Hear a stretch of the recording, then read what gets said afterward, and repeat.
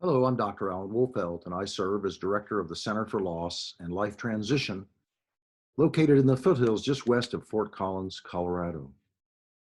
What an honor to be able to provide you with some information related to helping yourself heal when someone dies.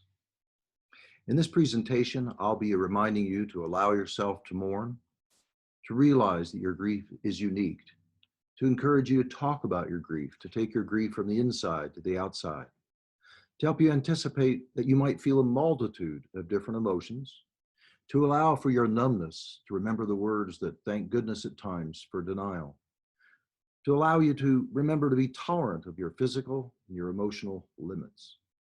I'll also be encouraging you to develop your own personal support system, to make use of ritual, as I always say, when words are inadequate, have a ceremony, to embrace or explore your own spirituality or faith or your philosophical view of life and death, to allow for a search for meaning, to treasure your memories, but to move toward your grief and to heal. As we enter into this discussion, I remind you the word healing means to become whole again. Bereavement, in contrast, means to be torn apart and to have some very special and unique needs. Again, what a privilege for me to walk you through some information, some practical guidelines that will hopefully be of help to you.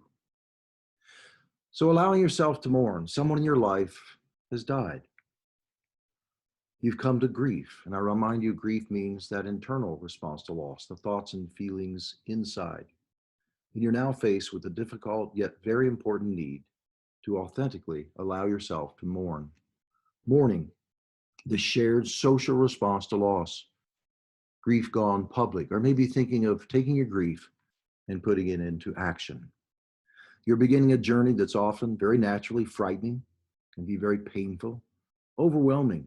Sometimes, of course, in a mourning avoidant culture, it can be very lonely.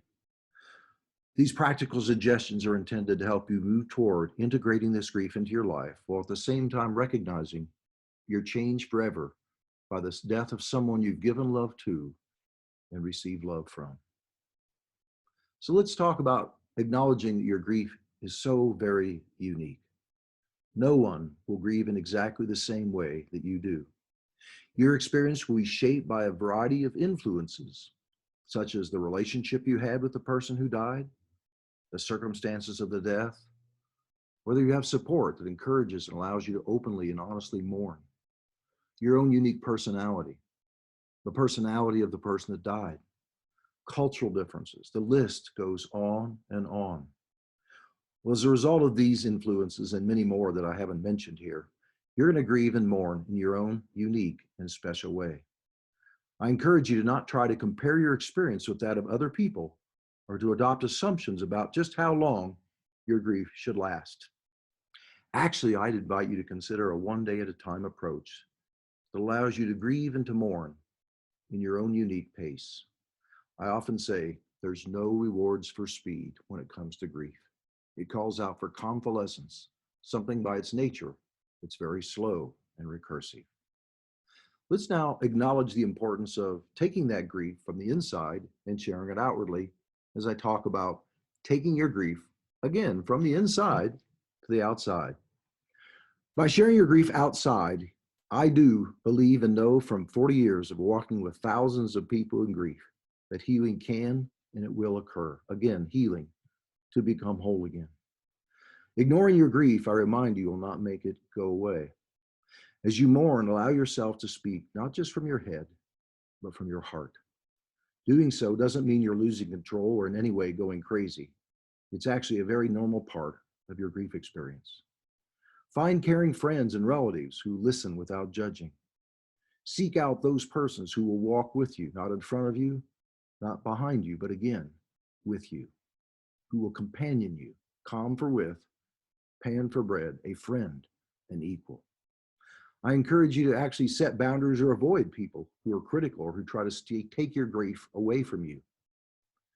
They may tell you things like, keep your chin up, keep busy, carry on, got somebody for you to meet. While these comments at times are well intended, you don't have to accept them. You have the right to express your grief. No one, I remind you, has the right to take it away from you. Now let's talk about expecting to feel a multitude of different emotions. Obviously, experiencing loss affects not just your head, but your heart and your spirit. You'll probably experience a variety of different emotions ranging from shock, disorganization, protest, fear, potentially regret review, to name just a few of what you may or may not experience. Sometimes these emotions will follow each other within a short period of time. Sometimes they'll occur simultaneously. As strange as some of these emotions may seem, they're normal, they're healthy. Allow yourself to give attention to that which is demanding your attention. And by the way, don't be surprised if sometimes out of nowhere, you suddenly experience a surge, or what I like to call a grief burst, a heightened sense of loss, often tied to a sensory experience. You hear something, you see something, smell is very powerful, and all of a sudden, that grief needs to be expressed into mourning. Let's talk about allowing for numbness at times. Feeling dazed or numb when someone loved dies is often very much a natural part of our experience with grief, particularly early on. This numbness serves a valuable purpose. It gives your emotions time to catch up with what your mind has been told. These feelings help create insulation from the reality of the death until you're more able to tolerate what you don't want to believe. I've often said over the years, thank God for denial. As you allow yourself to take your grief and you authentically mourn, that numbness can soften. From time to time, however, don't feel any sense of shame when it resurges, where it's hard to believe that person's still not physically alive and available to you. Let's talk about being tolerant of your physical and your emotional limits. Your feelings of loss and sadness will probably leave you at times feeling fatigued. Matter of fact, it's so common. In my writings, I often call it the lethargy of grief. Your ability to think clearly and to make decisions is naturally going to be impaired. And your low energy may naturally slow you down, turn you inward, kind of put you into neutral, suspend you, if you will. So you want to respect what your body and your mind, your heart, your soul, what they're telling you, what they're teaching you. Nurture yourself. Get daily rest. Lay your body down 2 or 3 times, 20 to 30 minutes throughout the day. Lighten your schedule as much as possible.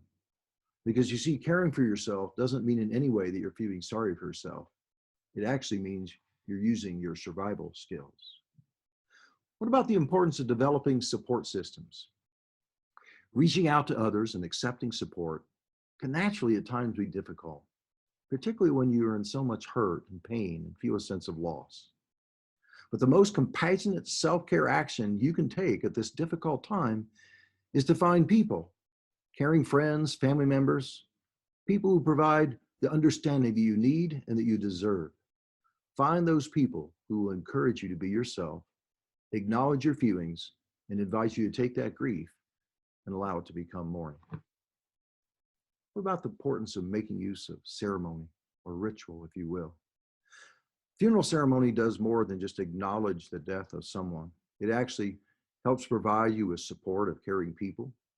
Most importantly, the funeral is a way of beginning, only beginning. Remember, a funeral is a rite not of closure, but a rite of initiation that allows you to begin to take your grief and to share it outside of yourself. Think of the functional value of funerals as being tied to acknowledging the reality, recalling the life, activating support, expressing grief into mourning, establishing some sense of meaning, all on the pathway to reintegrating into your life in a way that acknowledges that it feels very different without that person who was here. What about embracing your faith or your spirituality, your philosophy of life? If faith is a part of your life, express it in ways that seem appropriate to you. Allow yourself to be around people who understand and support your religious beliefs, or perhaps you refer to your life as being spiritual, but not necessarily traditionally religious. Or maybe, as one person said to me, it's a philosophy about life and death for me. Whatever it is, find ways, again, that you can embrace it. If you find yourself angry at God or your higher power because of the death of someone you've loved, realize that that feeling is a normal part, often for many people, in the work of grief. Find somebody that you trust, who you can talk to, who won't be critical of whatever thoughts and feelings you need to explore. And by the way, you may hear someone say, well, because you have faith, you don't need to mourn. Well, I say don't believe that. Having faith and mourning are not mutually exclusive. Having your personal faith or your spirituality or your philosophy of life, it doesn't insulate you from needing to talk out and explore your many thoughts and feelings that come about when someone dies. To deny your grief is to invite problems that build up inside of you. So allow me to remind you again, express your faith, but express your grief into mourning as well. Allowing for a search for meaning. You may find yourself asking, why did he or she die? Why this way? Why now? The search for meaning is another normal, natural, healthy part of integrating loss into our lives. Some questions have answers, but some do not.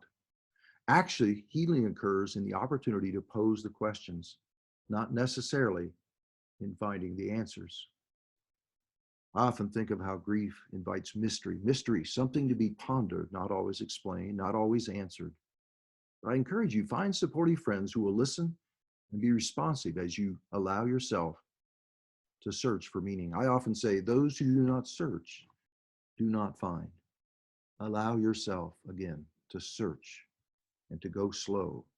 You're convalescing, which means it will naturally occur slowly, and at times you'll go backward before you go forward. What about treasuring your memories? You know, memories are one of the most important legacies that exist after someone we love dies. Treasure them. Share them when you're ready with your family, with your friends. Recognize that your memories may make you at times laugh, and sometimes cry. Sometimes you'll be sappy, where in combination with being sad, you'll be happy. That's often a very authentic expression of our grief into mourning.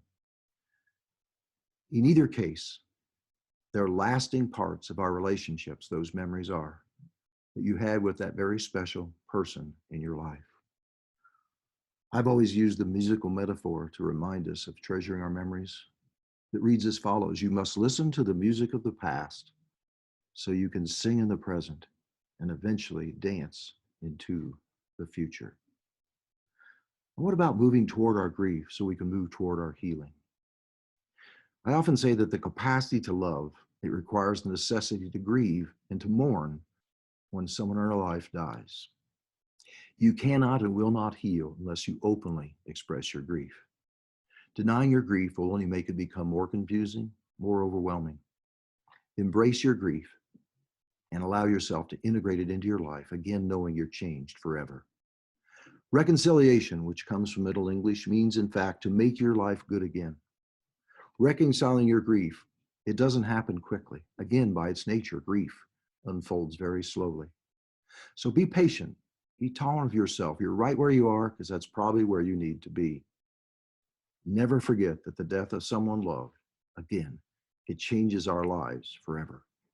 It's not that you won't be happy again. It's simply that you'll never be exactly the same as you were before the death. Again, my hope for you is that these practical suggestions will be of help to you as you take your grief and you allow it to become authentic mourning. So remind you, what have we talked about? One, the importance of allowing yourself to mourn.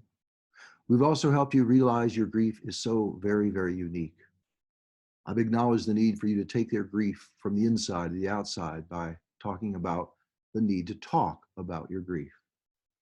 I remind you to expect to feel a multitude of various emotions and to not let people prescribe them to you, but allow yourself to find a caring friend who will allow you to teach what your experience is like for the unique you that you are. We reminded ourselves to at times allow for numbness. You heard me say, thank God for denial at times. So in your early grief, don't think something's wrong with you. That's survival oriented. I encourage you to be tolerant of your physical and your emotional limits. We acknowledge the importance of working to develop a support system because remember, by definition, mourning is the shared response to loss. It's bigger than you. It's the most humbling experience you'll ever have in your life. You cannot and should not try to do it on your own. I reminded you to make use of ceremony, that when words are inadequate, we start not by talking at you, by helping you know what to do when you don't know what to do, by having a meaningful funeral experience.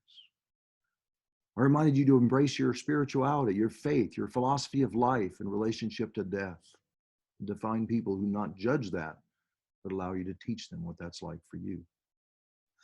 I remind you that those who do not search do not find, to allow for your search for meaning.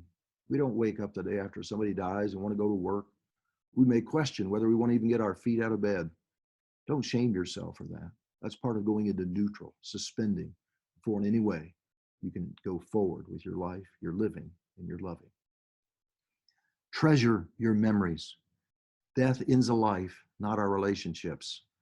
So allow yourself to give honor to those that go before you and find people that understand your need to go backward and to share those precious memories that will be with you until you yourself die.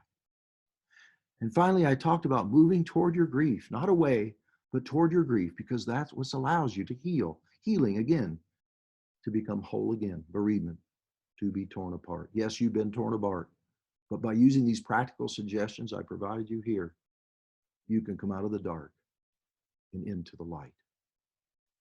Thank you so much for allowing me again to provide you these practical suggestions. If you'd like additional information, go to our website at centerforloss.com. My direct email, if you have something I can clarify for you in any way, is drwolfelt@centerforloss.com. And our phone number is 970-226-6050.